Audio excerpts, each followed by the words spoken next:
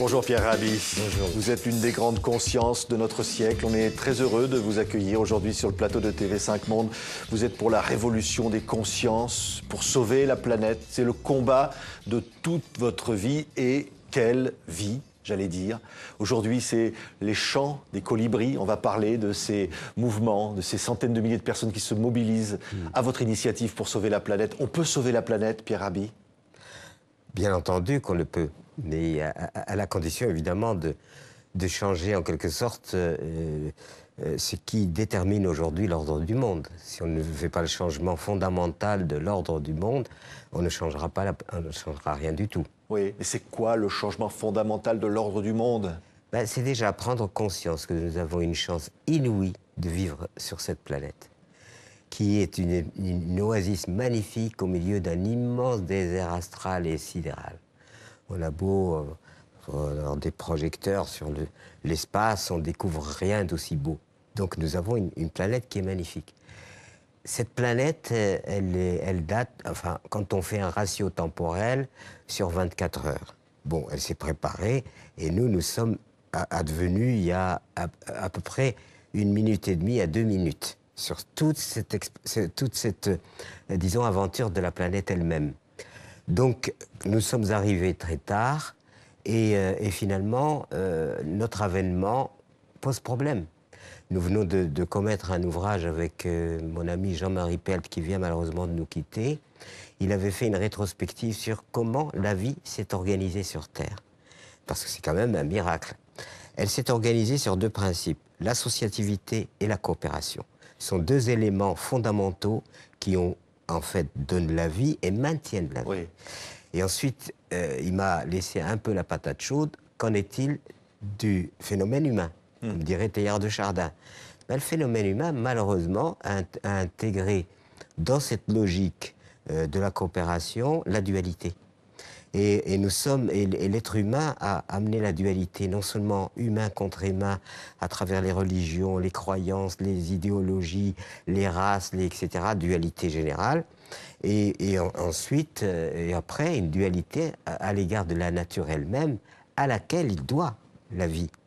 Et on a, en quelque sorte, instauré l'écologie. Il n'y a pas longtemps, il y a une journaliste qui est venue me voir, internationale, qui faisait une enquête sur l'eau. Je lui dis, madame, vous êtes de l'eau. Donc vous faites une enquête sur vous-même. Et je crois que ce clivage qu'on a mis, l'être humain contre l'être humain contre la nature, etc., fait qu'aujourd'hui, on donne beaucoup plus d'importance à la violence, aux armes, à toutes ces stupidités, qu'à la vie elle-même. Pierre Rabhi, il y a de très nombreux artistes qui vous soutiennent, une trentaine, il va y avoir des concerts, il va y avoir de grandes initiatives, tout ça pour la Terre, avec les colibris. Écoutez quelques-uns d'entre eux. Merci beaucoup. Explosion de la dette. Choc économique à répétition. Hausse perpétuelle du chômage. Élection de leaders populistes. J'en ai assez d'attendre la catastrophe. Pas vous? Voilà, ça c'était le visage de Tété, puis il y en a d'autres, il y a Nesbill, il y a Souchon, Jeanne Chéral, tant d'autres comme ça, des artistes. Et puis, évidemment, c'est ce combat que vous menez, qui fédère. Écoutez, j'espère, j'ai vérifié que ce combat que nous menons, il est juste. Parce qu'on peut mener des combats du type idéologique, où chaque idéologie croit qu'elle a la vérité. C'est malheureusement ce qui fait, où chaque religion croit qu'elle a la vérité, etc. Nous menons un combat qui est rattaché à quelque chose d'incontestable, c'est-à-dire la vie elle-même, et à laquelle nous devons la vie. Donc nous sommes dans quelque chose de juste. Nous ne sommes pas dans quelque chose qui va opposer quoi que ce soit à quoi que ce soit. C'est simplement cette belle nature. Aujourd'hui, nous sommes en train de l'agresser à un tel point que nous sommes en train de nous éradiquer, puisqu'on transgresse les lois fondamentales. Alors je ne me fais pas on dit détruire la planète, je ne me fais absolument pas de soucis pour la planète. Elle a mille et une ruses depuis les milliards d'années qu'elle existe. Elle a mille et une ruses pour se régénérer. Donc c'est pas un problème. Le problème aujourd'hui, c'est que les êtres humains, il faut qu'ils prennent conscience de leur inconscience. Oui, et ça c'est important. Vous avez publié un livre qui s'appelle La convergence des consciences, voilà, qui est publié chez Le Passeur. C'est quoi cette convergence des consciences? C'est ça, par exemple, on voyait, il y a Marion Cotillard, oui, qui vous cite toujours, qui vous soutient, de très nombreux artistes, on l'a vu, il va y avoir des concerts pour tout ça. C'est ça la convergence des consciences? conscience? C'est absolument des sœurs et frères de conscience. Parce que chacun a son histoire. Moi, chacun a son histoire. Moi, je suis né dans le désert du sud de l'Algérie. À la limite, j'ai rien à voir avec vous. Vous voyez, nous sommes en train de converser avec beaucoup de bonheur. Et donc, ce qui fait que l'humanité, pendant des millénaires, chaque groupe humain a été conditionné à vivre selon les valeurs, les lois, qui sont les siennes. Et donc, on est de plus en plus identifié par notre appartenance historique, alors qu'aujourd'hui, nous sommes appelés à nous réunir sur la conscience et non pas sur notre histoire. Notre histoire nous divise et notre conscience, surtout quand cette conscience, elle est humaniste et qu'elle est préoccupée de la vie, eh ben là, il n'y a plus de frontières. Il n'y a plus aucune frontière, parce que l'écologie, c'est ce qui concerne absolument tout le monde. Oui, Pierre Rabhi, vous l'avez dit, vous êtes né en Algérie, au sud de l'Algérie. Oui. Hein, vous avez quitté ce pays avec vos parents. Vous avez découvert depuis l'Ardèche, entre autres, puis vous êtes reparti mener des combats en Afrique pour le développement, pour la planète. Qu'est-ce qui finalement a provoqué cet éveil de conscience chez vous? Vous savez, compte tenu de ce que j'ai subi dans ma vie avec les ruptures, les choses compliquées, ne serait-ce que partir orphelin, etc., on a tous des itinéraires et on se dit, j'ai eu la chance que cet itinéraire douloureux, au lieu de me plonger dans la révolte violente, m'a plongé au contraire dans la reconnaissance de la vie et dans être un des serviteurs et faire partie de cette confrérie des gens qui cherchent à réparer et à prendre soin de la vie plutôt qu'à la détruire. Donc c'était une chance. Je suis passé par le christianisme qui m'a dit, voilà, Que vous avez rejeté au fond les religions, mais le christianisme, vous avez changé votre prénom, vous avez choisi finalement d'être un autre. Vous savez, il y a à travers nos itinéraires, un problème d'identité, c'est-à-dire se donner une identité. Et à ce moment-là, on prend ce qui nous paraît le plus efficace pour avoir une identité claire. Je suis passé effectivement de l'islam au christianisme, et puis finalement, dans mon itinéraire, je ne regrette rien, disons, de ce qui m'a été donné. Simplement que déjà, de l'islam au christianisme, on voit déjà des antagonismes. Vous voyez, Dieu, par exemple, il est considéré comme le Dieu unique, si vous voulez, universel, dont se réfèrent le monde judaïque, le monde chrétien et le monde musulman. Et regardez ce que la notion de Dieu provoque, c'est-à-dire des antagonismes, de la violence, des guerres, tout ça. Et on arrive même à ce type qu'on appelait Jésus, qui en fait, pour moi, est le plus grand révolutionnaire, dans le sens où il a amené des réformes sociales d'une extrême importance, parce qu'on prend que le côté religieux. Mais non, il a amené des réformes sociales extrêmement importantes, avec cette insistance sur l'amour comme étant l'énergie absolue. La seule énergie capable de changer le monde, c'est l'amour. Mais à condition que cet amour ne tripote pas avec des jalousies, des machins, des trucs compliqués qui le dénaturent complètement. Mais l'amour, c'est aussi l'amour total et global. C'est aussi bien l'amour des créatures, l'amour de la terre, l'amour des êtres, c'est l'amour global. C'est pas. Mais comment le susciter, cet amour dont vous dites vous-même, Pierre Rabhi, qu'on assiste à une confrontation générale sur cette planète? Oui.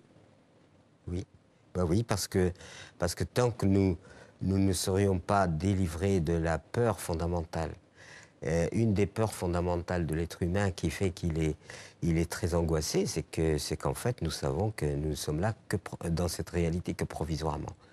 Et là, il n'y a pas de dérogation. On peut venir avec des milliards et des milliards, on ne négocie pas avec la mort. La mort, elle ne regarde pas les milliards. Sauf si on croit qu'il y a quelque chose après. Alors après reste le grand point d'interrogation.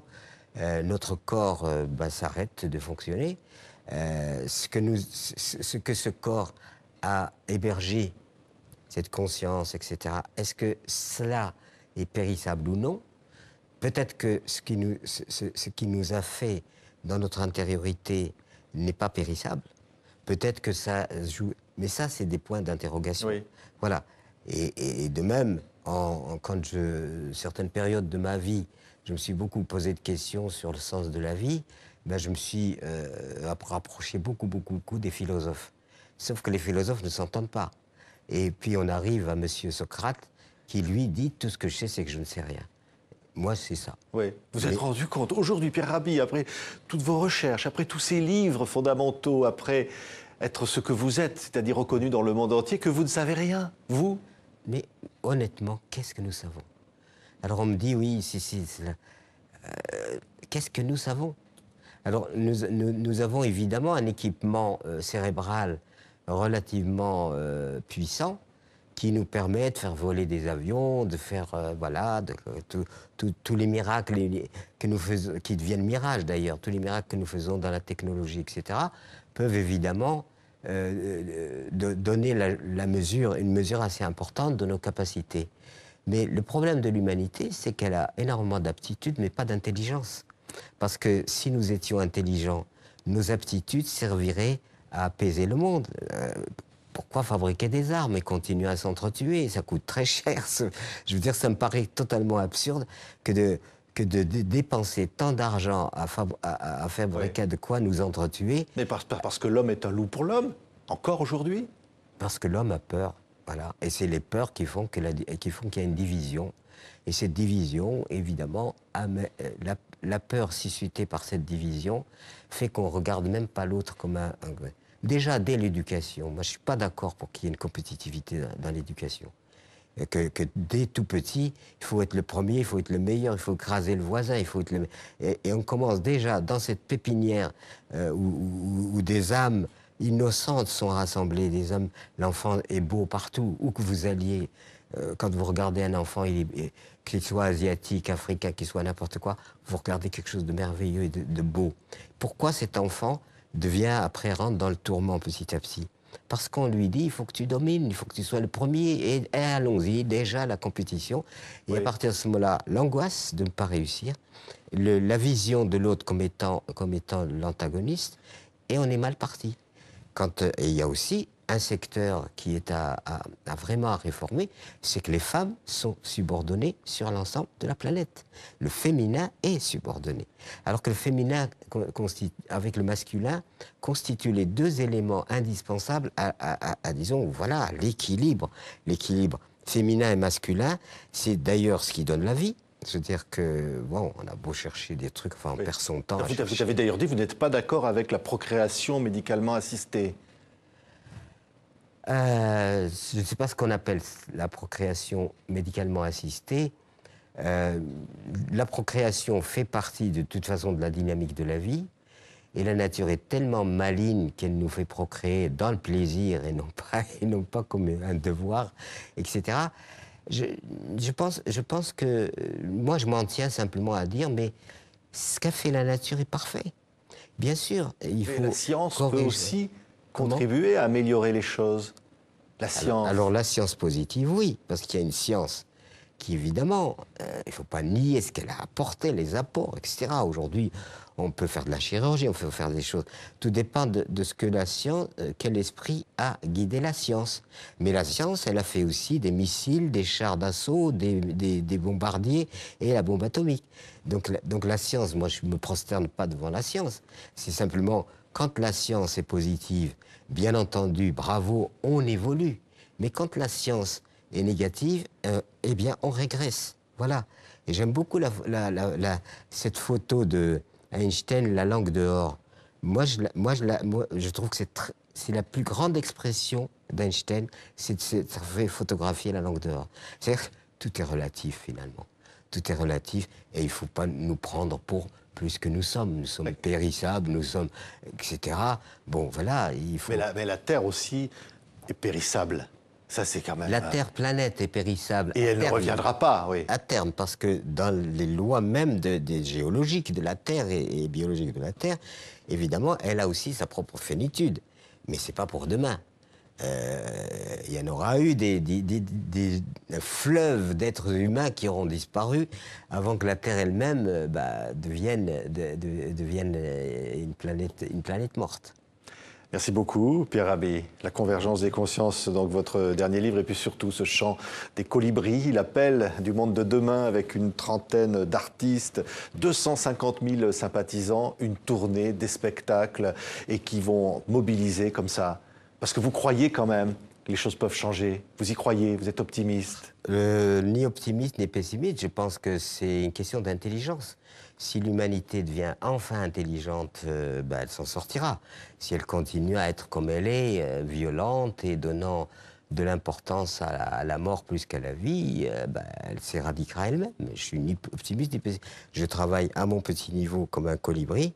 Et je rends hommage aussi à Cyril Dion, qui aurait dû être là parce qu'il a fait beaucoup pour que les colibris se développent, et toute l'équipe qu'il y a aujourd'hui, Colibri, et tous ces gens-là, tous ces amis avec qui ont collaboré, eh bien, il faut aussi leur rendre hommage à tous ceux qui ont cru en ce que nous proposons.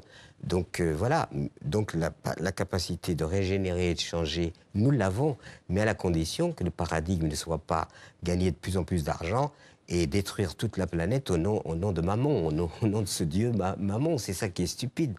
Et en plus, nous sommes dans une société de la surabondance, mais qui consomme beaucoup d'anxiolytiques. Donc ça veut dire l'objectif aujourd'hui de l'humanité, c'est quand même la joie, d'être heureux. Et si nous voulons être heureux, nous le pouvons. Merci beaucoup, Pierre Rabhi. Merci infiniment d'avoir été notre invité. Merci bien.